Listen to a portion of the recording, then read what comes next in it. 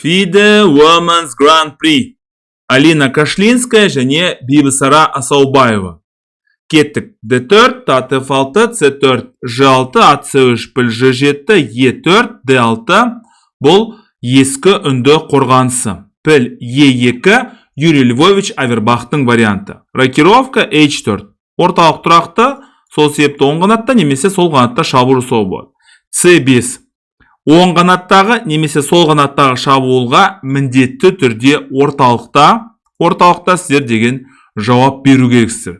D5, E6 бірден мына сарбазға шабуыл жасау, мүмкін E жолын ашу деген сияқты.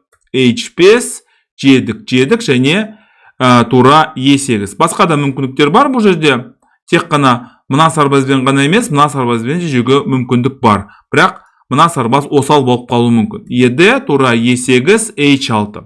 Бұл сарбаздан сіздер жақсы білесіздер, сарбаз шеге деп аталады, немесе қосалқы өтетін сарбаз. Егер де болашақта мына сарбазға қолың жететін болса, онда мына сарбазыңыз өте тамаша өтетін сарбазға айналуы мүмкін.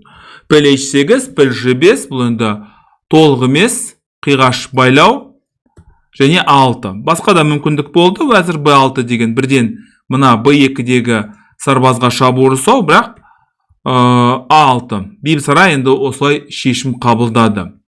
Патша F1 және B5. Бұл енді жиі қолданылатын жүрістердің бірі. Волжский гамбит бар, немесе Бенка шабуылы деп аталады. Осы жерде осындай сарбазды құрбан етеді.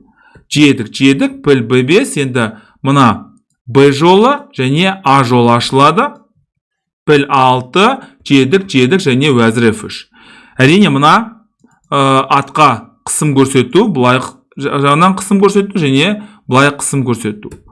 Ат B4 мүмкіндік бар болса, мына жерге кіріп және мына жерге орналасу жақсы болар еді. Керемет ат деп айтуға болар еді.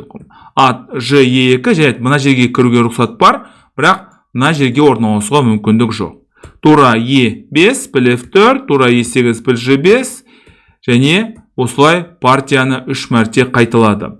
Мынандай мүмкіндік болды. G3, C4, тура B1, ат D3. Енді бұл атақты 8 аяғат. Жиі осындай ескөнді қорғанысы болсын, немесе Волжский гамбит болсын, бәрінде жиі қолданылатын амалдардың бірі, тәсілдердің бірі. Піл G5, бұлай жедік және B3, жедік, осындай варианттар болды.